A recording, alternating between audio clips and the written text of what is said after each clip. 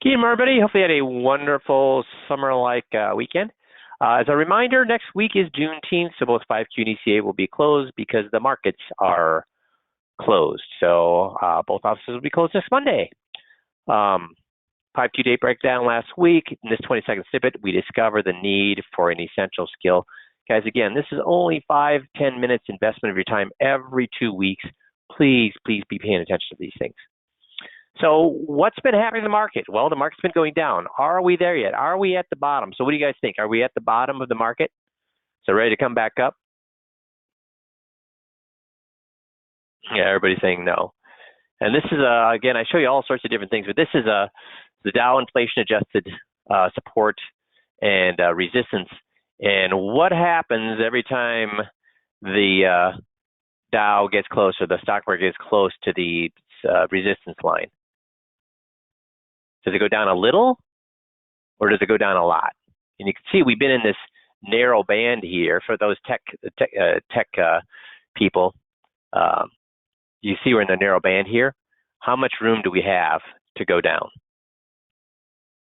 Huge amounts. And do we have any, has there ever been a time in history where the Fed was has stopped the inflow of money into the system, raised interest rates, and inflation is at 8 or 9%? Has that ever happened in history? Are any of those things good things for the market?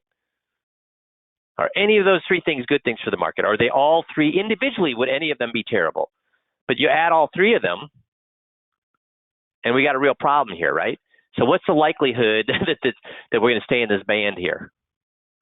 And even if we went back to the previous support level here, that's what kind of a smash is that to the market? So please be aware that we're not anywhere near, and should we be buying on weakness right now in the market? No. Motley Fool, delaying Social Security because what are we all told about Social Security? We should what? Wait for as long as possible, right? Is that necessarily the right thing to do? No, it's not. Everybody's individual. But Motley Fool actually had a great little article here, which is a point I've been making to guys for years, which is let's assume that you're born in 1970, currently making 80 grand.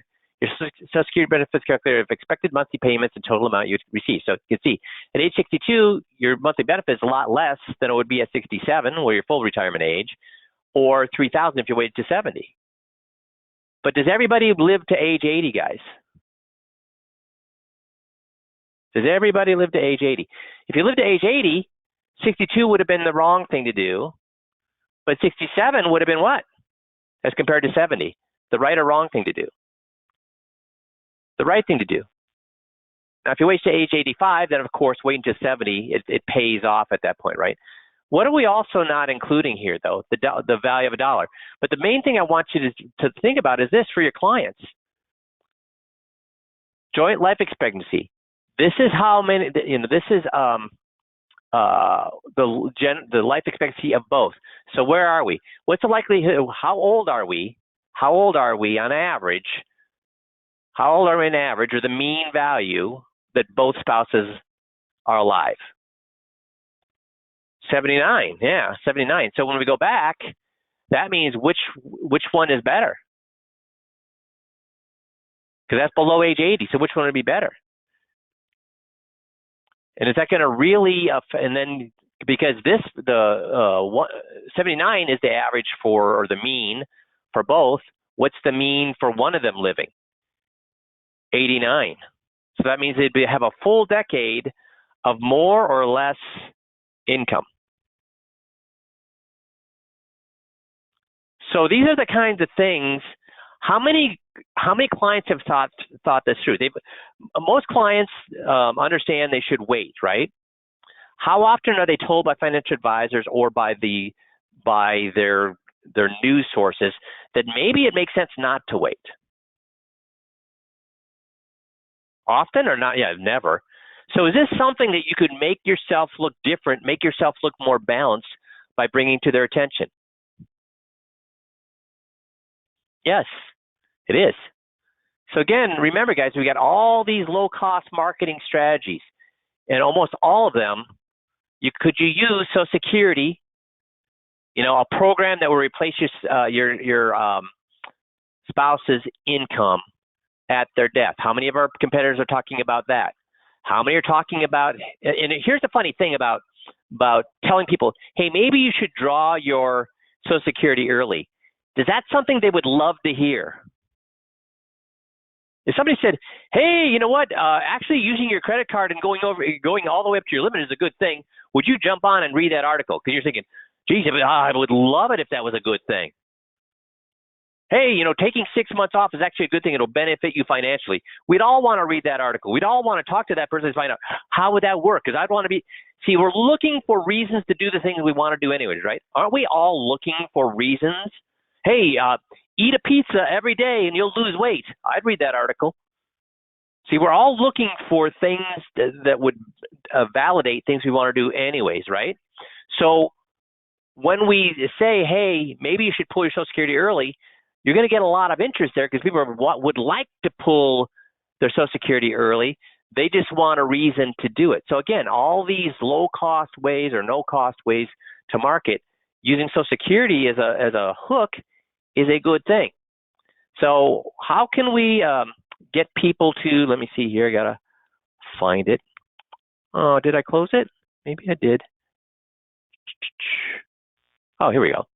So if you look down here, full checklist, I want to make you aware that there are ways to get people to come in, and under full checklist, you're going to find this, and maybe some of you have forgotten that we actually have this. So this is a brochure that you have with residents of your county, or you can put whatever you want here, residents of your city, your county, of your local area, qualify for a free personalized checklist. There's legal, governmental, and personal documents available to you free of charge that could qualify you for additional benefits, tax savings, Medicare savings, identity theft protection. This service is only available for a limited time, blah, blah, blah, blah. For a short video regarding the checklist, go to fullchecklist.org. And then it goes through. What has changed significantly in the last 5 years? Privacy laws have eroded our ability to protect our personal affairs. Is that true, guys? Tax laws have become even more complicated, hiding easy-to-do tax reductions from the average taxpayer. Health insurance and medical coverage has become a complicated and arduous endeavor. Banks and financial institutions have instituted actions to protect themselves, things that can actively hurt the unknowing customer.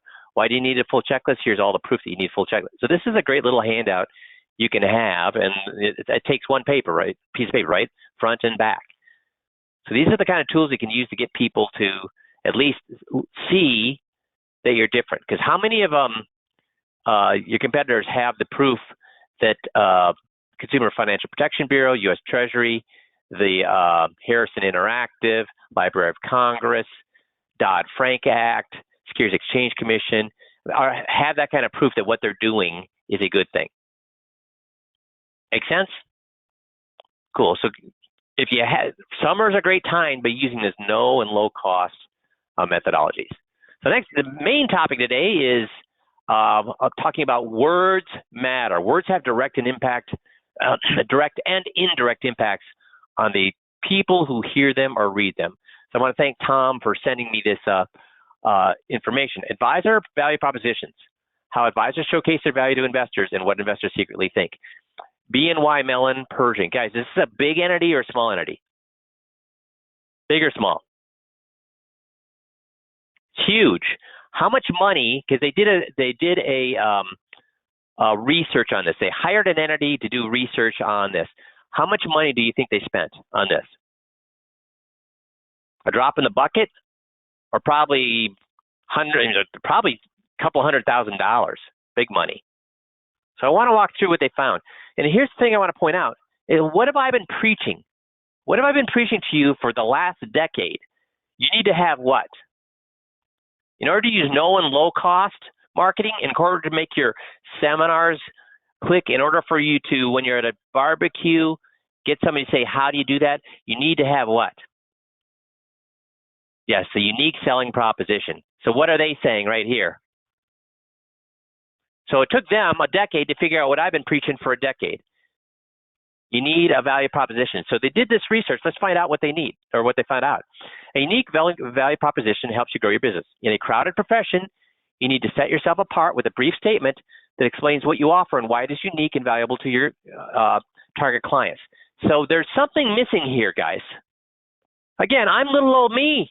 I'm not some BNY Mellon and Pershing. I don't have hundreds of thousands of dollars of research, but I do have a brain. And they missed one of the main parts of this. There's 3 parts to unique selling proposition. They have 2 of them. Something that you do well that's unique, but it means what? Your clients, your competition can't do it. Now, here's some of the things they found out. Over 60% of investors think all advisors make the same promises. Guys, 60% of investors think all advisors make the same promises, making it hard to tell the difference between them. How many of our competition say that they're safe money experts? How many of our competition says that they have great money managers? Wait. I got a wrong answer there. How many of our competition say that they're safe money experts?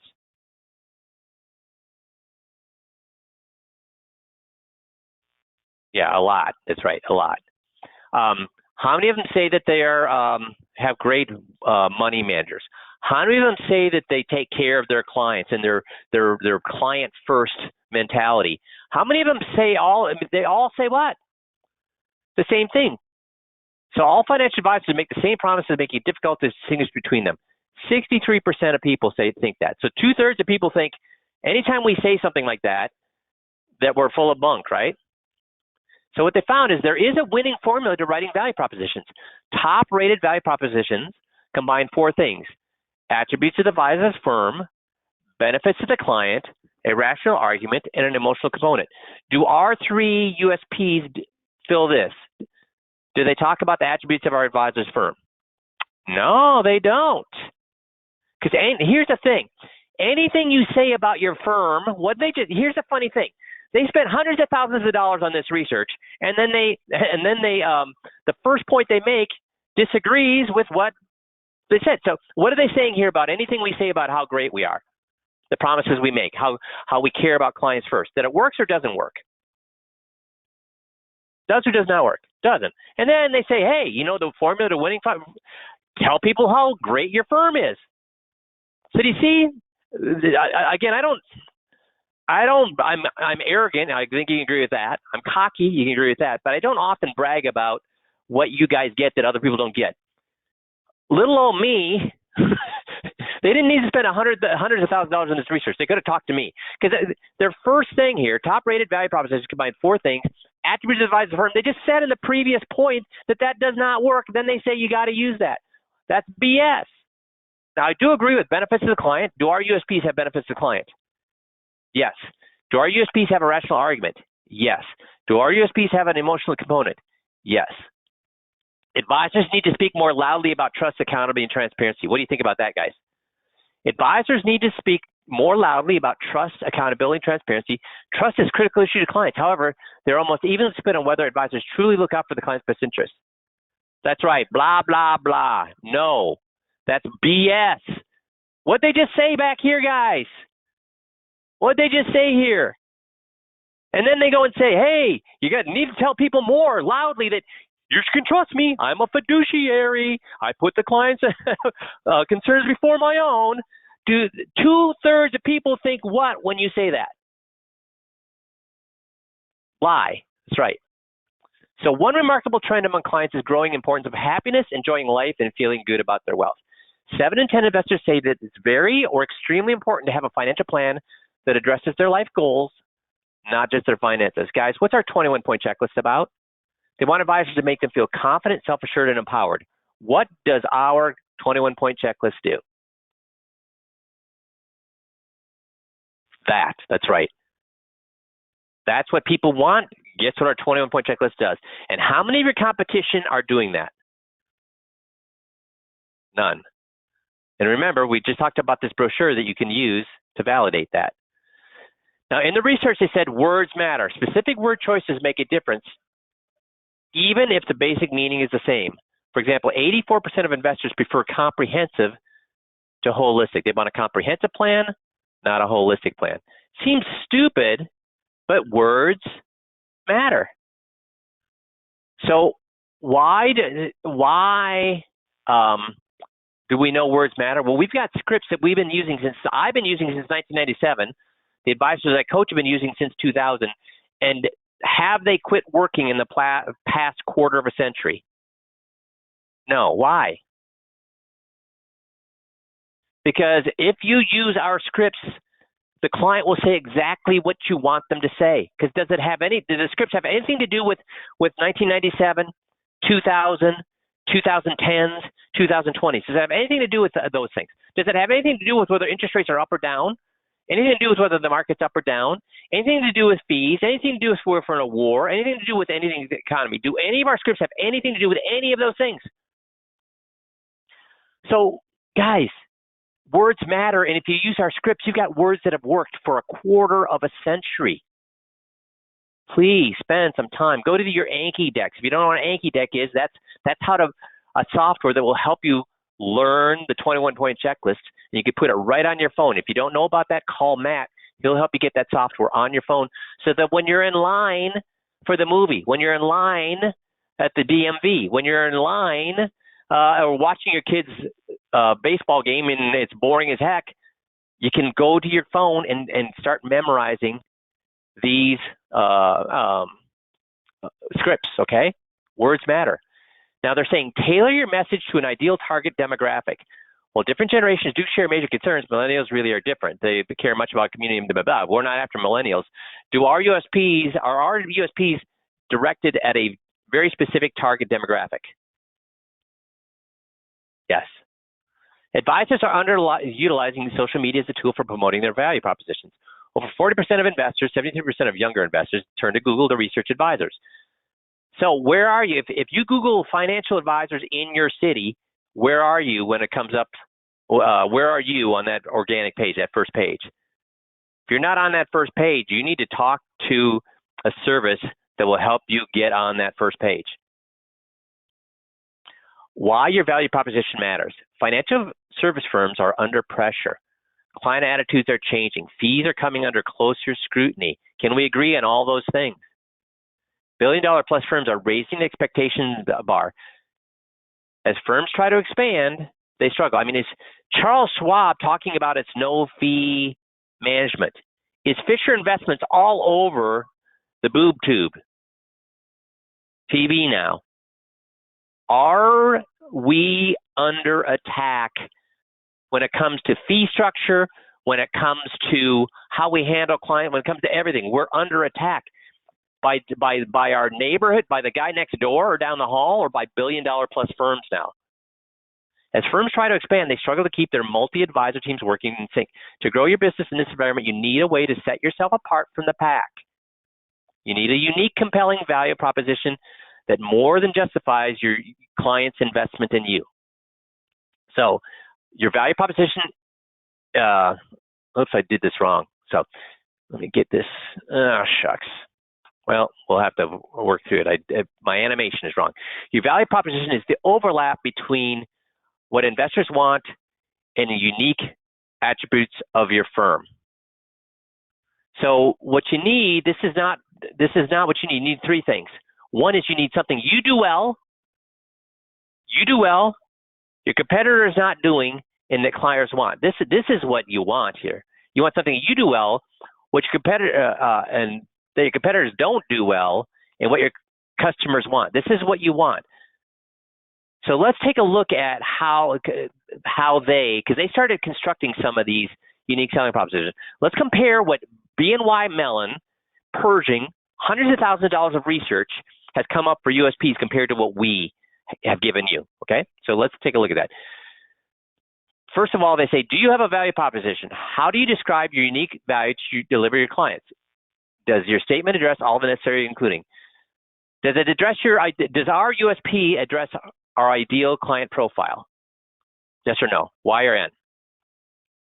Yes, it does. Does it give them a specific offer? Is it an offer and a specific offer? Yes. Can we solve it for them using those USPs? Now it says, why you solve them, what motivates you to do what you do. Guys, do they really give a crap? Does anybody really care why you're doing something, or do they just want their situation fixed? Again, this is bullshit. Sorry for my language, but why prospects should choose you rather than an advisor? You don't even have, because when you start telling people why they should choose you instead of somebody else, what do you start to sound like?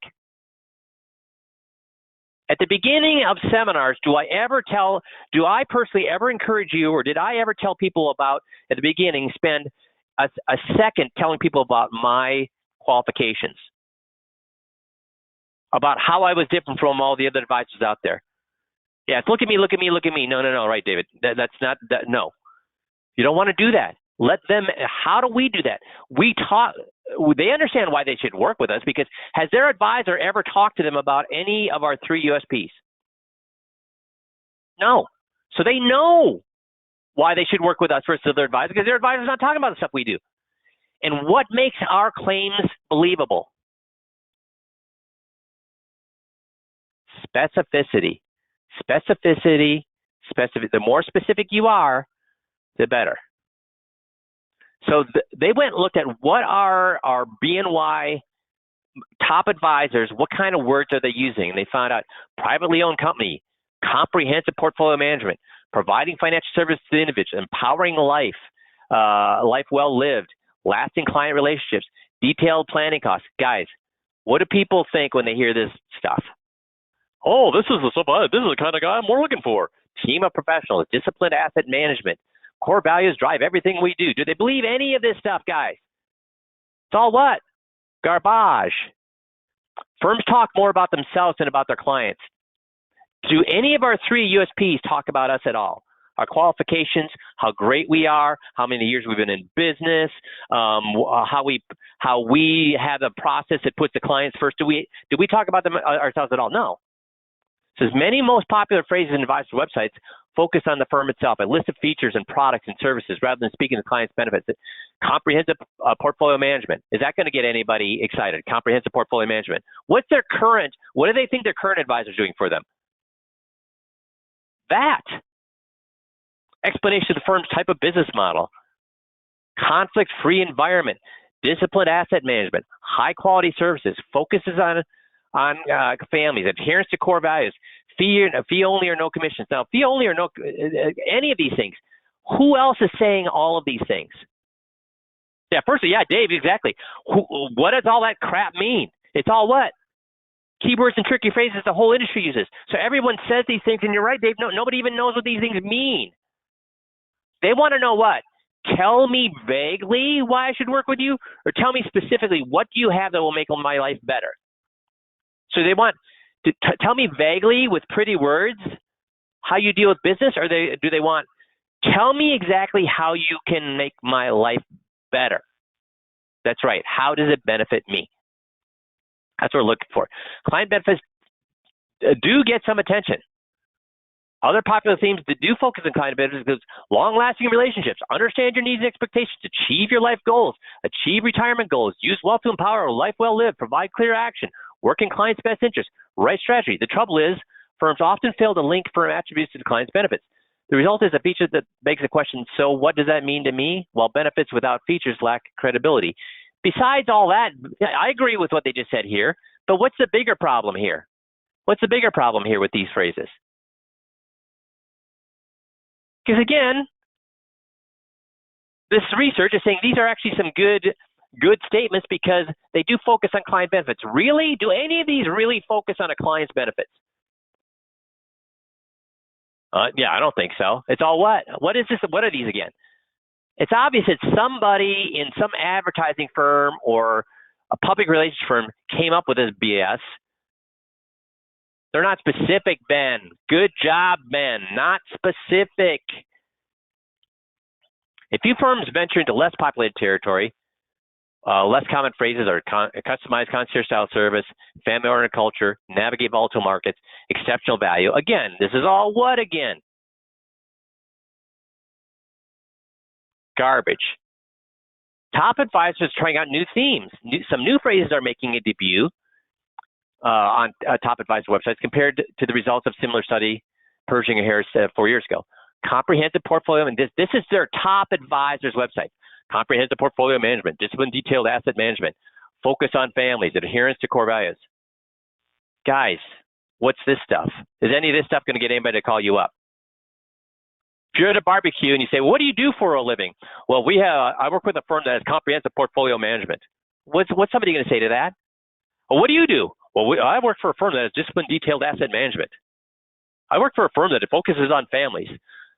Oh, what? Are you a psychologist? Or what do you mean by that? I work for a firm that has adherence to core values. What does this stuff sound like? Yeah, UGG is right, John. UGG.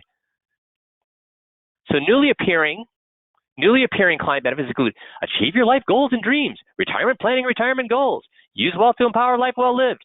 Team provides personalized service, clear action plan. This report will address these newly emerging ideas in greater detail in the next section. These are all, again, what? Blah, blah, blah, blah, blah, blah, blah. So our top 5 findings, so the report's top 5 findings, how to write a value proposition that works, include these 3 table stake themes in your story. Don't expect them to differentiate you. Investors care about 3 themes. Something that's tailored to themselves. Are our USPs tailored to their particular needs? Whether it's long-term care, Social Security, or retirement income. Yes. A fiduciary to work in your interests. Do they really care about whether you're a fiduciary or not? Do they even know what that means? No. What they do care is, can you do what? Can you fix a specific problem I have? Is losing your spouse's Social Security check when they die a specific problem? Is covering long-term care costs without paying expensive annual premiums for insurance a specific problem? Is getting more retirement income without taking more risk a specific problem? So this is, again, BS right here. They don't care if you're fiduciary or not. Committed to trust, integrity, and accountability. Guys, what they just tell us about this? They're saying they need to include these table stakes. What did they just tell you? They said, first of all, they began the report with that this does or does not work.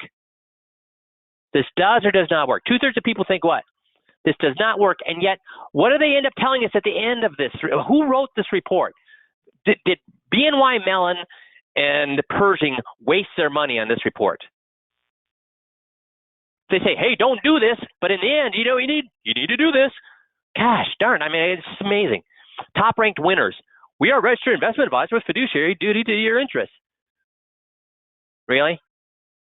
We're accountable to our clients. We do what we say what we do, and we do what we say. Guys, what do people say when you say these things?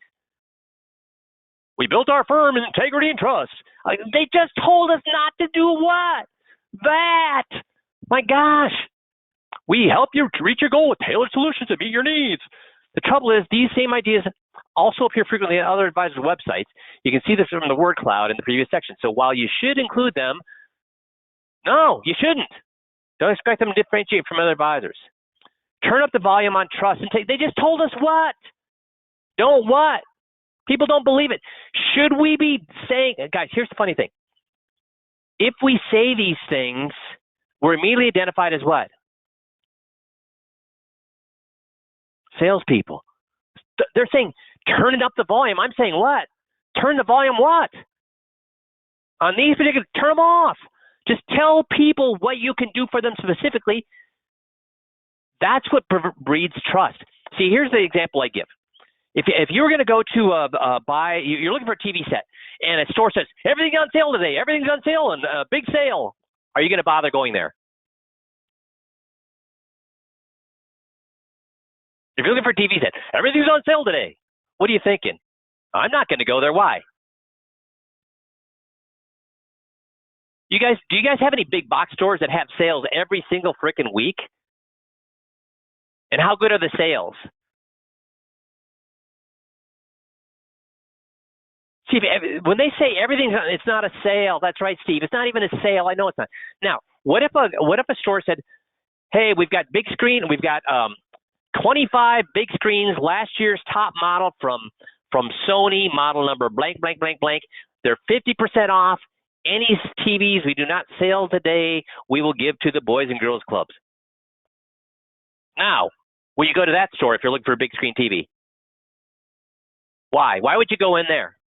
Is everything's on sale today? Is that believable? Or is what I just did there with a very specific offer with an exact model number, the fact that it was number one last year, the fact that it's 50% off, could they go and check all those things if they wanted to online?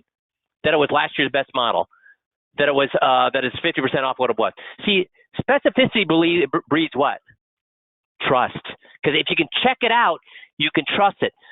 When you start talking about I'm trustworthy, I have integrity, I'm accountable, that's all what? Specific or vague and broad? Vague and broad. Plug into the latest emerging trend. Don't worry, be happy. So 72%, we believe financial advice is about having a plan customized to reflect your life's goals beyond just your finances. Do we talk about it or do we do it? How do we do this? We just talked about it here not half hour ago. The 21-point checklist. That's right, Tom. Talk less about your service expertise and more about protecting your clients' monies.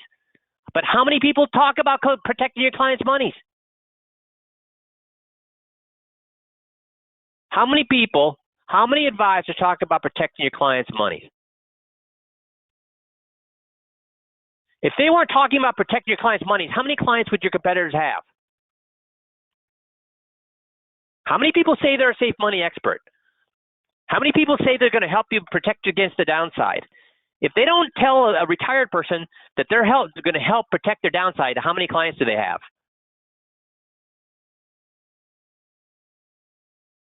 Yeah, zero or few. See, all this stuff, all this money that BNY Mellon and Pershing spent on this report is what? Garbage. Investors respond best to value statements that combine 3 or 4 elements. We are registered investment. This is all what? BS. Really. If a client, so a client's looking for an advisor and they go to the website and they see this.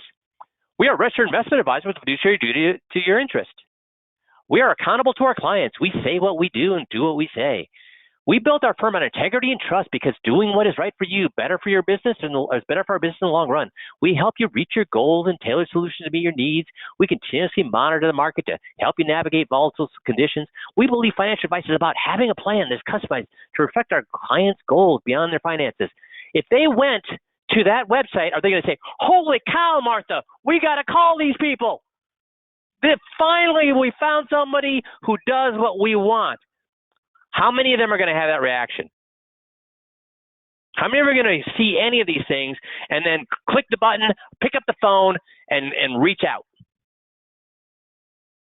Now, if you're at a barbecue and people say, what do you do? Say, I increase people's income from their retirement accounts by 25% or more, sometimes doubling, and lower, not raise. You'd think that would raise their chance for money. They actually lowers their chance for earning money. And here's the funny thing. You don't have to even change a single investment. It's a technique that came up, that was developed by the Society of Actuaries. I don't know if you know what actuaries are, but they're the country's best mathematicians. Now, what might people say to that? Well, so I don't have to move my investments? I mean, how would that work? Yeah, that's the great thing. And guess what story I would launch into there? How many of you know the Thanksgiving story? Does anybody not know the Thanksgiving story? Does anybody not know the Thanksgiving stories? Okay, I've got people saying they don't. That's right, Tom's got. So I'd say, and they say, well, what do you mean by that? Well, let me give you an example of that. You know, the science, I mean, a lot of people want to lose weight. So there's a lot of research and science done on it. And they found out that the order in which you eat foods has a major impact on how you lose weight, or if you lose weight. For example, if you have a turkey dinner with turkey, mashed potatoes, cranberries, bread, stuffing, you got all of the same stuff there. One person eats it one way, and they'll gain weight. If you change the order in which they eat, same exact meal, turkey, stuffing, cranberries, mashed potatoes, all, you know, the whole king and caboodle, they change the order in which they eat that food, they will lose significant weight. Now, had you heard that? There's a lot of research that shows that. Have you heard that? Well, I think maybe I've heard that. Yeah. Or they can say, no, I didn't know that. I would say, yeah, go look it up online. The order in which you eat your food at a meal has a major impact on losing weight. Same food, just different order. Now, what they found is there's a ton of research for people too on getting more income, because a lot of people want to lose weight. Well, a lot of people like more income, and a lot of people want more income, but they don't want more risk. So that if you look at two different people, that they have IRAs, 401ks, they have bank accounts, they have stock accounts, they have bonds, they have the two people, exact same thing. The order in which they pull the money out, exact same portfolios, the order in which they pull that money out